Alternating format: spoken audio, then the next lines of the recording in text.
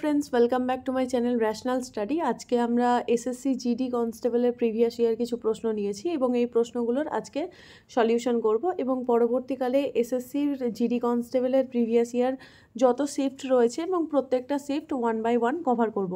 আমি আগে already WBP, KP এগুলো প্রিভিয়াস ইয়ার করে দিয়েছি, এবারে জিডি কনস্টেবল করব এবং 1 বাই 1 বাকি যতগুলো এক্সাম রয়েছে প্রত্যেকটা এক্সামের প্রিভিয়াস ইয়ার কভার করার চেষ্টা করব।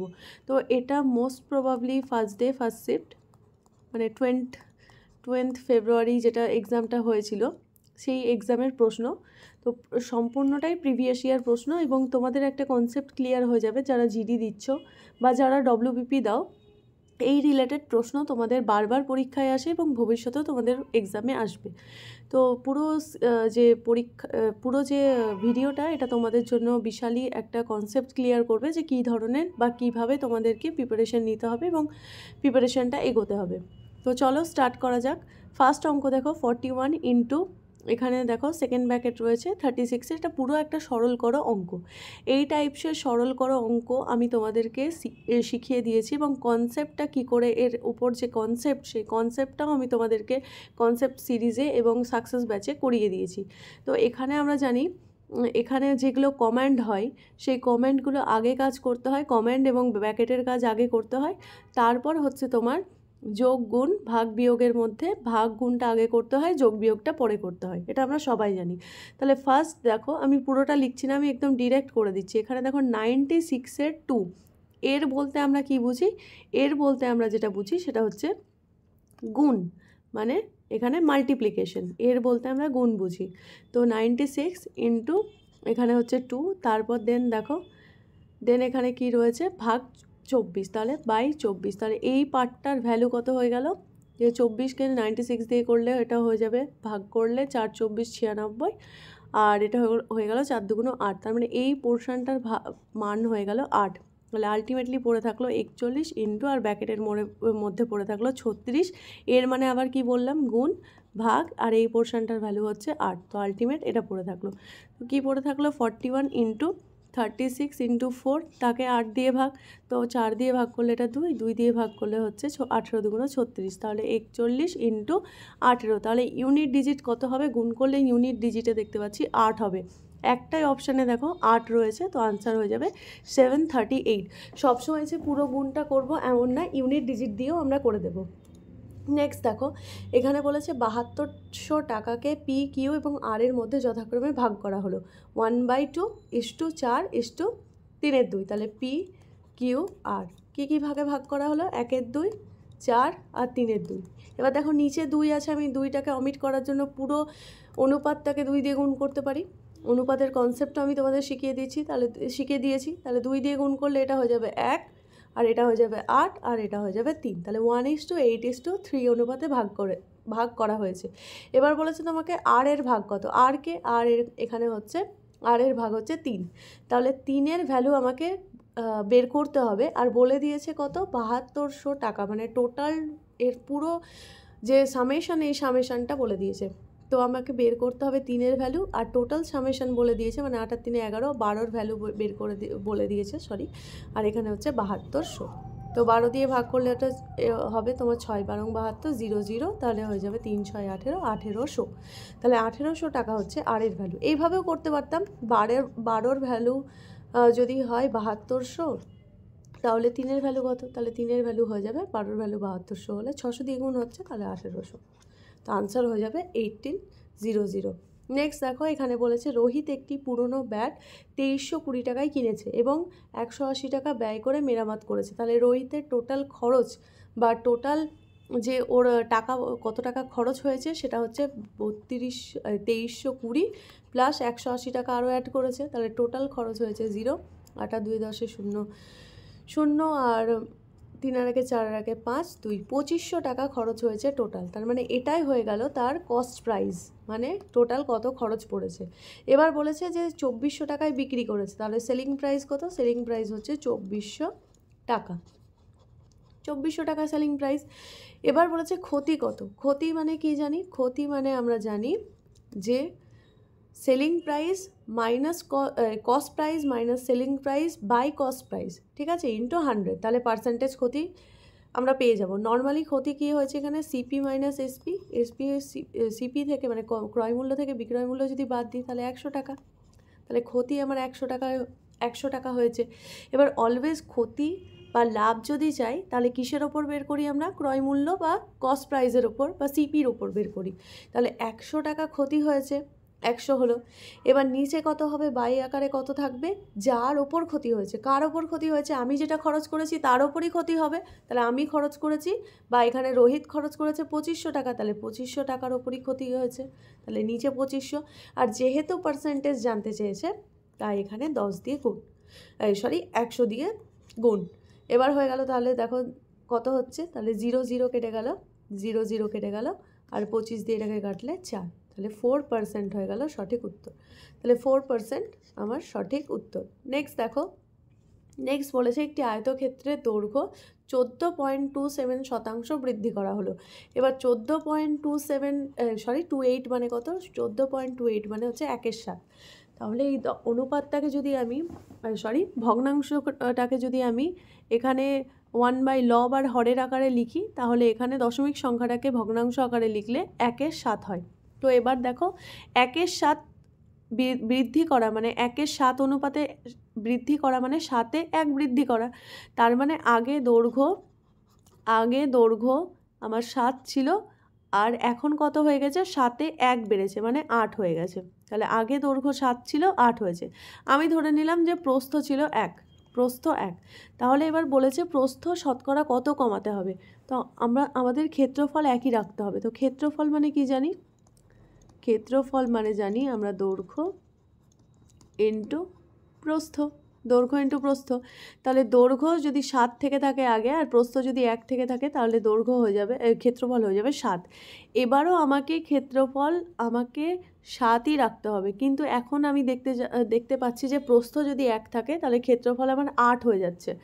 তাহলে এখন প্রস্থ যদি আমি সেম রাখি তো ক্ষেত্রফল কত, আগের ক্ষেত্রে ক্ষেত্রফল কত, আগের ক্ষেত্রে ক্ষেত্রফল হচ্ছে তোমার এখানে হয়ে যাবে 7 আর এখানে হয়ে যাচ্ছে 8 হয়ে যাচ্ছে, কারণ 1 দিয়ে গুণ করলে 8 হবে। তাহলে ক্ষেত্রফল কত কমালে এটা হবে, এখানে দেখো প্রস্থ কত কমাতে হবে, প্রস্থ কমাতে হবে, দেখো 8 থেকে এখানে 8 থেকে 7 হচ্ছে, তাহলে আমাকে 1 কমছে, ক্ষেত্রফলটা 1 বাড়ছে, তার মানে আমাকে প্রস্থটা সেই অনুপাতে কমাতে হবে। তাহলে কত কমছে, দেখো প্রস্থটা কমছে 1 কমাতে হবে কততে, 8-এ ইন্টু হচ্ছে 100, তাহলে কত হয়ে যাবে, 2 দিয়ে করলে 50 আর 2 দিয়ে করলে 4, 4 দিয়ে করলে 12.5%, 12.5%। তাহলে সঠিক উত্তর হয়ে যাবে 12.5% হয়ে যাবে সঠিক উত্তর। তো এখানে যদি আমি ক্ষেত্রফল সেম রাখতে চাই মানে আগের মতো সেম রাখতে চাই তাহলে পার্সেন্টেজ অনুযায়ী কত কমাতে হবে, তো দেখলাম যে 1 কমাতে হচ্ছে। এবার সেটাই সেই পার্সেন্টেজ অনুযায়ী 1 কমাতে গেলে প্রস্থ আমাকে 12.5% কমাতে হবে। তুমি এমনি নর্মাল করেও দেখতে পারো যে 12.5% কমে ক্ষেত্রফল সেম থাকছে কিনা। নেক্সট দেখো, এখানে বলেছে 44টি আম এবং 121টি কলা এবং 11টি আপেল রয়েছে। এগুলোকে কয়েকটি সারিতে এমনভাবে সাজাতে হবে যাতে প্রতিটি সারিতে সমান সংখ্যক ফল থাকে এবং প্রতিটি সারিতে একই ধরনের ফল থাকে। তো এগুলোর গসাগু করব। তো গসাগু করলে দেখতে পাচ্ছি যে প্রত্যেকটাকে 11 দিয়ে ভাগ যায় এবং আর কিছু আমি করেই দেখিয়ে দিচ্ছি, নাহলে কনফিউশন হবে। 11 দিয়ে, তো 4, এখানে হচ্ছে 11 আর এটা হচ্ছে 1, তার মানে গসাগু 11, মানে প্রত্যেকটা টোটাল কতগুলো সারি হবে, টোটাল হচ্ছে একটা সারিতে কতগুলো করে ফল রাখবো, 11টা করে ফল রাখবো এবং ফার্স্ট 44টার জন্য 4টে সারি, সেকেন্ড 121টার জন্য 11টা সারি এবং পরের 11টার জন্য একটা সারি হবে। তাহলে টোটাল 11 আর 4 হচ্ছে 15 আর 1 16টা সারি হবে। তাহলে সঠিক উত্তর হয়ে যাবে অপশন 1 16। এবার নেক্সট অঙ্ক দেখো, এখানে বলেছে 8 দিন কাজ করার পর রাখি 10% কাজ করেছে এবং তিনি পুনঃকে নিয়োগ করেন যে রাখির থেকে 20% বেশি দক্ষ। অবশিষ্ট কাজ শেষ করতে আর কতদিন সময় লাগবে এটা বের করতে হবে।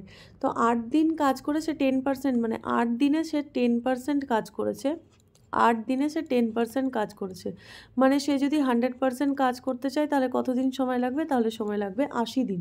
তাহলে 8 দিনে 10% কাজ করেছে, তাহলে 80 দিনে কত পার্সেন্ট কাজ করবে, 80 দিনে পুরো 10%, বাকি 10% কাজ করবে। এবার বলেছে যিনি রাখিকে নিয়োগ করেন 20% বেশি দক্ষ। তো 20% কথাটার অর্থ হচ্ছে 1/5। তাহলে 1/5 বেশি দক্ষ মানে 5-1 1 বেশি কাজ করতে পারবে। মানে রাখি আর পুনামকে যদি তুলনা করো তাহলে রাখি যদি 5 কাজ করে, পুনাম 1 বেশি কাজ করবে মানে 6 কাজ করবে। এটা হচ্ছে তাদের এফিসিয়েন্সি মানে কর্মদক্ষতা। এবার কর্মদক্ষতা যেটা, সেটা দিন যদি আমি কাউন্ট করি তাহলে উল্টো হয়ে যায়। কর্মদক্ষতা সেম কাজের ক্ষেত্রে উল্টো হয়ে যায়। তাহলে রাখির কতদিন সময় লাগবে? 6 দিন। আর পুনামের কতদিন সময় লাগবে? 5 দিন। তাহলে রাখির যদি 80 দিন সময় লাগে, তাহলে পুনামের সময় লাগবে 80/6 × 5। কেন? কারণ যেহেতু এখানে রাখির ক্ষেত্রে 6 ছিল, মানে 6-এর ভ্যালু হচ্ছে 80। তাহলে 1-এর ভ্যালু কত? 80/6। 5-এর ভ্যালু হচ্ছে 80/6 × 5। তো এটা হচ্ছে তাদের দিন। এবার দেখো রাখির কর্মদক্ষতা হচ্ছে 5 আর পুনামের কর্মদক্ষতা হচ্ছে 6। তাহলে 6 করলাম। তাহলে এখানে টোটাল কাজটা কত হলো? টোটাল কাজ হলো এখানে 80 × 5। কী করে বের করলাম? এই দুটো যদি লসাগু করি তাহলে 80 × 5/6। এর দুটো যদি লসাগু করি তাহলে লবগুলোর লসাগু আর হরের গসাগু হবে। লবের লসাগু করলে এটা 80 কমন চলে গেল আর 5 পড়ে থাকবে, তাই 80 × 5 হলো। আর হরের যদি গসাগু করি, এটা 6 আছে আর এর কিছুর নিচে কিছু নেই মানে 1 আছে, তো গসাগু করলে অলওয়েজ 1 হবে। তো এখানে দেখো 80 × 5 হয়ে গেল আমার লসাগু। তাহলে টোটাল কাজ হয়ে গেল 80 × 5। এবার টোটাল কাজ 80 × 5 আমাকে করতে হবে না, আমাকে করতে হবে কত? 10% কাজ হয়ে গেছে মানে 90%, 90/100। বাই হচ্ছে তাদের কর্মদক্ষতা। আমাকে দিন বের করলে একদিনে কতটা কাজ করে সেটা দিয়ে ভাগ করতে হবে। তাহলে একদিনে তারা 5 + 6 = 11 কাজ করে, তাহলে 11 দিয়ে ভাগ। এবার 0 0 কেটে গেল, 0 0 কেটে গেল। তাহলে আলটিমেটলি পেলাম 5 × 8 = 40, 40কে 9 দিয়ে গুণ করলে 4 9 36, 360/11 দিন। তাহলে সঠিক উত্তর হয়ে গেল 360/11 দিন। এবার নেক্সট অঙ্ক দেখো। এখানে বলেছে আবার মান নির্ণয় করো একটা অঙ্ক। তাহলে আগে গুণ ভাগ করব, পরে যোগ বিয়োগ করব, আর ব্র্যাকেটের কাজ সবার আগে করব। 1 সেকেন্ড একটু জল খেয়ে নিই।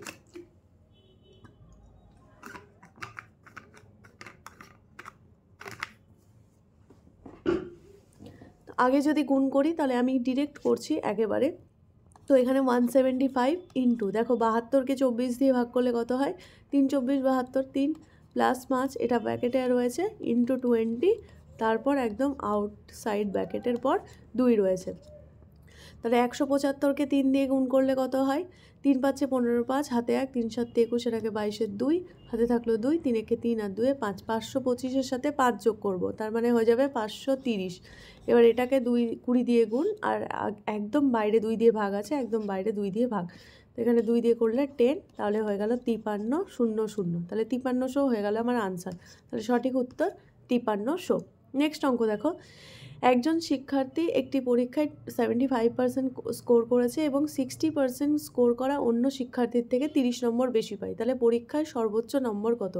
তাহলে একজন 75% স্কোর করেছে, একজন 60%। তাহলে এই স্কোর দুটোর মধ্যে পার্থক্য কত দেখতে পাচ্ছ? 15%। এবার বলেছে দেখো এই 15%-এর ভ্যালু কত? 30। তাহলে 15%-এর ভ্যালু হচ্ছে 30 বলেছে। তাহলে পরীক্ষায় সর্বোচ্চ নম্বর কত? তাহলে সর্বোচ্চ নম্বর অলওয়েজ হয় কত? 100% হয়।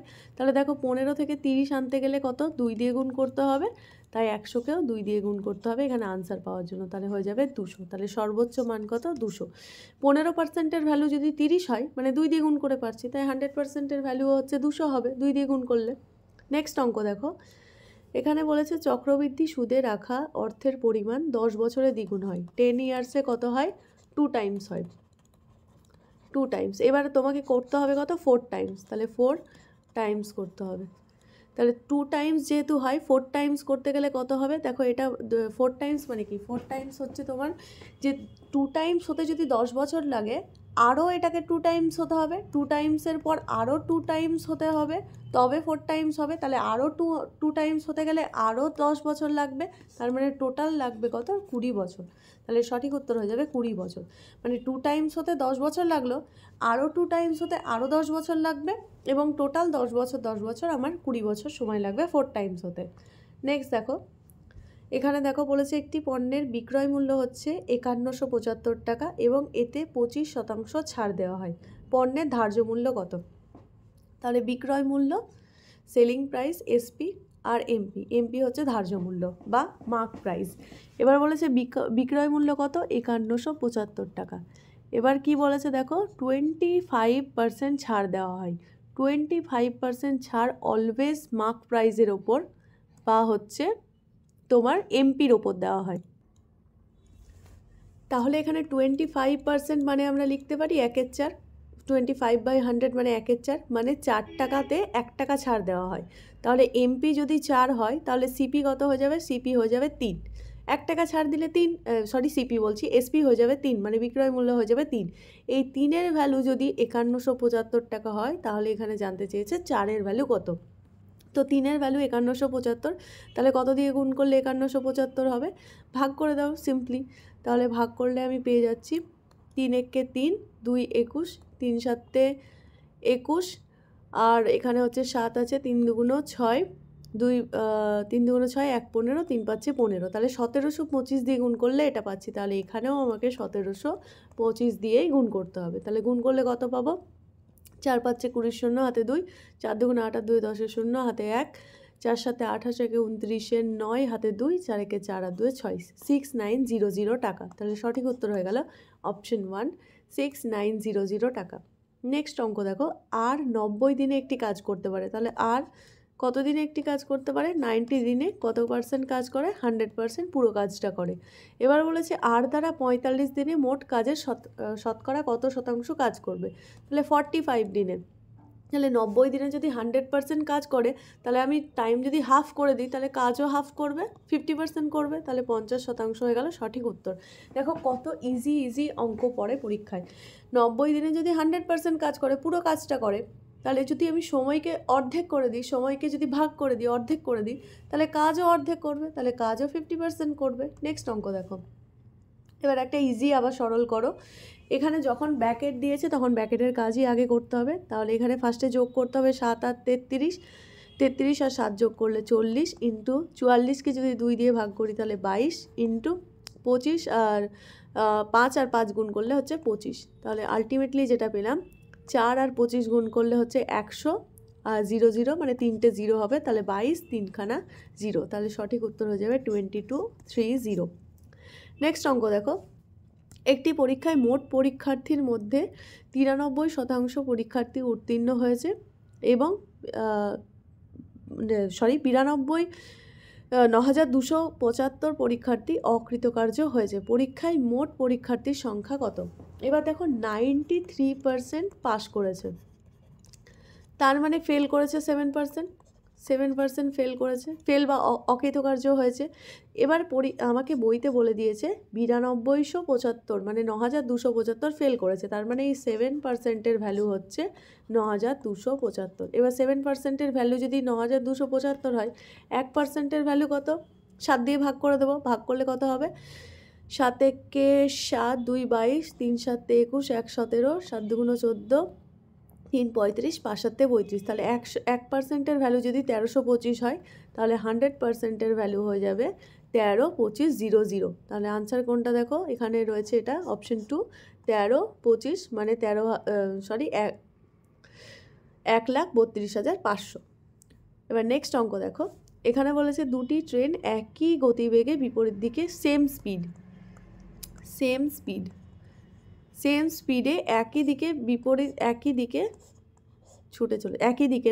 বিপরীত দিকে ছুটছে, মানে এই ট্রেনটা এদিকে যাচ্ছে, এই ট্রেনটা এদিকে যাচ্ছে, তা এবং প্রত্যেকটা ট্রেনের দৈর্ঘ্য হচ্ছে 320 মিটার, তারা একে অপরকে 18 সেকেন্ডে অতিক্রম করে। তাহলে প্রতিটি ট্রেনের গতিবেগ কত।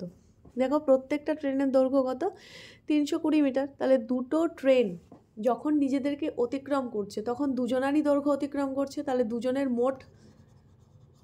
মোট দূরত্ব কত অতিক্রম করছে, দুজনের লেন্থ, 2 ইন্টু লেন্থ, কত লেন্থ, 2 ইন্টু 320, তাহলে মোট দূরত্ব আমি অতিক্রম করছে 320, আর সময় কত লাগছে 18। এবার যেহেতু এটা কি এলো, এটা মিটারে ছিল, এটা সেকেন্ডে, মিটার পার সেকেন্ডকে আমাকে কিলোমিটার পার ঘন্টাতে করতে হবে। তো কিলোমিটার পার ঘন্টাতে করতে গেলে আমাকে কি করে বের করতে হবে, 18/5 দিয়ে গুণ করতে হবে, তাহলে এটা হয়ে গেল কিলোমিটার পার আওয়ার। দেখো 18 কেটে গেল, 5 দিয়ে কাটলে এটাকে হয়ে গেল 5 6 30, 2 20, 4 5 20, তাহলে 2 ইন্টু 64। এবার 2 ইন্টু 64-এর মধ্যে কতগুলো ট্রেনের দৈর্ঘ্য আছে? এখানে দুটো ট্রেনেরই দৈর্ঘ্য রয়েছে, মানে দুটো ট্রেনের দৈর্ঘ্যকে যোগ করা হয়েছে, তার মানে এক একটা কত? এক একটা 64 করে। তাহলে সঠিক উত্তর হয়ে গেল 64। নেক্সট দেখো, এ এবং বি উভয়ই তাদের ঘড়ি প্রতিটি 5,000 টাকায় বিক্রি করে। ঠিক আছে, এ 25% লাভ করেছে, বি 10% ক্ষতি করেছে। তাহলে এ আর বি এর মূল্যের অনুপাত কত? এ ইস টু বি লিখলাম। এখানে কি বলেছে? বিক্রয় মূল্য সেম। এবার বিক্রয় মূল্য থেকে যদি ক্রয় মূল্যতে নিয়ে আসতে হয় তাহলে কি করতে হয়? এসপি যেটা থাকে সেই এসপিকে তারা যে পার্সেন্টেজ লাভ বা ক্ষতি করছে সেটার সাথে ক্যালকুলেট করতে হয়। এখানে 25% লাভ করেছে মানে এসপির ভ্যালু হচ্ছে 125, আর যদি 10% ক্ষতি করে তাহলে এসপির ভ্যালু হচ্ছে 90। তাহলে 125 দিয়ে ভাগ, কিন্তু যেহেতু ক্রয় মূল্য বের করছি, ক্রয় মূল্য উভয় ক্ষেত্রেই 100, তো 100-এর ভ্যালু বের করবো, তো 100 ইস টু এখানেও তাই এসপি বাই 90 ইন্টু 100। দেখো এত কিছু করারও দরকার ছিল না, এটা ডিরেক্টলি তোমরা এইভাবে করে দিতে পারতে, 1/125 ইস টু 1/90। তাহলে দেখো এটাকে যদি লসাগু করো তাহলে জাস্ট উল্টে যায়, মানে 90টা ওপরে চলে আসে এখানে আর 125টা ওই সাইডে চলে যায়। তো আলটিমেটলি 5 দিয়ে কাটলে 18 আর 5 দিয়ে কাটলে 25, তাহলে 18 ইস টু 25 হয়ে যাবে সঠিক উত্তর। নেক্সট দেখো, এখানে বলেছে 40 বছরের জন্য একটি মূলধনের ওপর প্রাপ্ত সরল সুদ 2/5। মূলধনের 2/5 হলে বার্ষিক সুদের হার কত? সোজা অঙ্ক। আমরা সুদ মানে কি জানি? পি আসল, টি মানে হচ্ছে সময় 40 বছর, আর এর ভ্যালু আমাকে বের করতে বলেছে বাই 100 সমান হচ্ছে সুদ এখানে কত বলেছে? মূলধনের 2/5, তাহলে মূলধন এখানে পি, তার 2/5, তো পি কেটে গেল, 0 কেটে গেল, 2 দিয়ে কাটলো এখানে হয়ে গেল 2, 5 দিয়ে এটাকে কাটলে হয়ে গেল 2 কেটে গেল, অনলি পড়ে থাকলো আর ইকুয়ালস টু 1, তাহলে 1% হয়ে যাচ্ছে সুদের হার। খুব ইজি প্রশ্ন পরীক্ষাতে আসছে। এবার এখানে দেখো, এখানে বলেছে 1 বছরে স্বপ্নের গড় মাসিক ব্যয় ছিল প্রথম 3 মাসের জন্য 1100 টাকা, পরবর্তী 5 মাসের জন্য 1000 টাকা, আর শেষ 4 মাসের জন্য 1200 টাকা। মোট বার্ষিক সঞ্চয় 1300 টাকা হলে গড় মাসিক আয় কত? তাহলে প্রথম 3 মাসে খরচ 1100 টাকা করে 3300 টাকা, পরবর্তী 5 মাসে 1000 করে 5000 টাকা, তারপরে শেষ 4 মাসে হচ্ছে 1200 টাকা করে 4800 টাকা, আর সঞ্চয় করেছে কত? 1300 টাকা। তাহলে টোটাল তার আয় কত হলো? 12 মাসের টোটাল আয়, 12 মাসের জন্য আয় হলো 0 0, 3 3 6 আর 8 8 6 14 4, হাতে থাকলো হচ্ছে 1, 5 আর 3 8, 8 আর 4 12, 1 13, 1 14, তাহলে 14,400 টাকা। তাহলে 12 মাসের জন্য 14,400 টাকা, তাহলে 1 মাসের জন্য 12 দিয়ে ভাগ করলে 1200 টাকা। তাহলে সঠিক উত্তর হয়ে গেল অপশন 4, 1200 টাকা। এবার নেক্সট অঙ্ক দেখো, এখানে বলেছে একটা ক্রিকেট দলের 7 জন পুরুষের বয়স হচ্ছে 26, 25, 21 আর 29, 24, 28 আর 22 বছর। তাহলে তাদের গড় বয়স কত? তো গড় বয়স ইজিলি 7 জনের বয়স যোগ করো, বা দেখেও বুঝতে পারছো যে কোনটা হতে পারে, 22/7, তাহলে হচ্ছে তোমার আনসার পেয়ে যাবে। দেখো 21 আর 29 যদি আমি যোগ করি, 21 আর 29 যদি যোগ করি তাহলে আমার হয়ে যাবে কত? আমার হয়ে যাবে 50, আর এখানে দেখো 25, 26 আর 28 যদি যোগ করি, 28 আর 22 যদি যোগ করি তাহলে হয়ে যাবে 50, 50 50 100 হয়ে গেল, আর এখানে 24 আর 25, 24 আর 26 যোগ করি তাহলে আরও 50, মানে 150 সাথে যদি 25 যোগ করি তাহলে হয়ে যাবে 175, তাহলে 175কে আমি ভাগ করছি 7, তাহলে কত হয়ে যাবে? 25 হয়ে যাবে। তাহলে আনসার হয়ে যাবে 25 হচ্ছে গড় বয়স। নেক্সট দেখো, নেক্সট বলেছে m/n হচ্ছে 9/6, তাহলে m+n/m-n কত হবে? তো এখানে দেখো তুমি এটাও করতে পারো যে m এর ভ্যালু 9, n এর ভ্যালু 6, না হলে বাই আকারে লিখলে এদিকেও যদি যোগ করো তাহলে এদিকেও যোগ হবে, আর এদিকে বিয়োগ করলে এদিকেও বিয়োগ হবে। তো এরকমটা হচ্ছে m+n/m-n এর ভ্যালু, এটা হয়ে যাবে। তো এটাও করতে পারো, বা ডিরেক্টলি তোমরা এটাও করতে পারো যে এখানে ধরেই নিলাম আমি m এর ভ্যালু হচ্ছে 9, আর এম এর ভ্যালু 9, এন এর ভ্যালু 6। যেহেতু এখানে কোনো স্কোয়ার টার্ম নেই ধরতেই পারি, নাহলে কে ধরে করতে হতো আমাকে, কে নেই বলে আমি জাস্ট 9 আর 6 ধরে নিলাম। তো এখানে হয়ে যাবে, এটা হয়ে যাবে 9 আর 6 15, আর এটা হয়ে যাবে 9 থেকে 6 বাদলে 3, তার মানে ক্যালকুলেট করলে এটা হয়ে যাবে 5:1, মানে সঠিক উত্তর হয়ে যাবে 5:1। নেক্সট দেখো, নেক্সট বলেছে একটি চেয়ারের ধার্য মূল্য 2000 টাকা, এটিতে 20% এবং x% ক্রমিক ছাড় নেওয়ার পর চেয়ারটি 1400 টাকায় বিক্রি করা হয়। তাহলে এক্সের ভ্যালু কত? তাহলে ধার্য মূল্য মানে মার্ক প্রাইস হচ্ছে 2000 টাকা, বিক্রি করা হয় এসপি হচ্ছে 1400 টাকা। তাহলে কত টাকা ছাড় দেওয়া হলো? 600 টাকা ছাড় দেওয়া হলো। 2000 থেকে 600 কমালে তবে 1400 হয়। তাহলে 600 টাকা ছাড় দেওয়া হলো। কার ওপর ছাড় দিয়েছে? মার্ক প্রাইস এখানে কত? এখানে হচ্ছে 2000 টাকা। তাহলে 2000 টাকার ওপর যদি 600 টাকা ছাড় দেওয়া হয়, মানে মার্ক প্রাইসের ওপর 30%, এখানে 30% ছাড় দিয়েছে, 30% ছাড় দিয়েছে। এবার ওভারঅল ছাড় হচ্ছে 30%, কিন্তু এটা একেবারে 30% দেয়নি, দিয়েছে 20% আর x%। এবার আমরা ক্রমিক ছাড়ের পড়েছিলাম যে ক্রমিক ছাড় কী করে করতে হয়। তাহলে 20% plus x% minus 20 into x/100%, এটা ইকুয়ালস টু ওভারঅল ছাড়। তাহলে এখানে দেখো, এখানে আমি যদি এক্স রাখি, অনলি পার্সেন্টেজটা লিখছি না, সবগুলোর পার্সেন্টেজ হটিয়ে দিলাম। তাহলে এক্স মাইনাস এটা ক্যালকুলেট করলে এটা হয়ে যাবে 5 20 100, x/5 ইকুয়ালস টু 30 থেকে 20 বাদ দিলে 10। তাহলে এখানে হয়ে যাবে 5x থেকে x বাদ দিলে 4x/5 ইকুয়ালস টু 10, বা x%-এর ভ্যালু হয়ে যাবে 5 10 50/4, 50/4 করলে কত হয়ে যাবে? 12.5%। তাহলে 12.5% হয়ে যাবে তোমার সঠিক উত্তর। তো 20টা প্রশ্নের উত্তর আমরা করে নিলাম। তো আশা করি 20টা প্রশ্ন থেকে তোমাদের কিছুটা হলেও কনসেপ্ট ক্লিয়ার হয়েছে। যারা একেবারে জিডি কনস্টেবল নতুন দেবে বা এবারই প্রথম দেবে, নেক্সট যেটা বেরোচ্ছে তো সেটাই প্রথম দেবে, তো তাদের একটু হলেও কনসেপ্ট ক্লিয়ার হয়েছে যে এই টাইপসের অঙ্ক বা এই ধরনের অঙ্কগুলোর ওপর আমাকে বেশি করে ফোকাস করতে হবে। এবং প্রত্যেকটা টপিকই আমি আমার চ্যানেলে কভার করে দিয়েছি। যাদের কনসেপ্ট ক্লিয়ার নেই একেবারে নতুন কম্পিটিটিভ লাইনে, তো তারা WBP success batch, only math success batch দেখতে পারো, বা হচ্ছে কনসেপ্ট সিরিজ যেটা ম্যাথের রয়েছে সেটা দেখতে পারো। এছাড়া WBP আর কেপির জন্য যে যে অঙ্কগুলো করিয়েছি সেগুলোও দেখতে পারো, এবং কিছু আমি নর্মাল যেই অঙ্ক মানে বই থেকে হয় সেই বই থেকে নিয়েও অঙ্ক করিয়েছি, সেগুলোও দেখতে পারো। তাহলে ওভারঅল একটা আইডিয়া তোমাদের ক্লিয়ার হয়ে যাবে যে কম্পিটিটিভে কীরকম ধরনের প্রশ্ন আসে আর কিভাবে তোমাদেরকে সলভ করতে হবে। তো দেখা হচ্ছে পরের ভিডিওতে, এখনকার জন্য টাটা।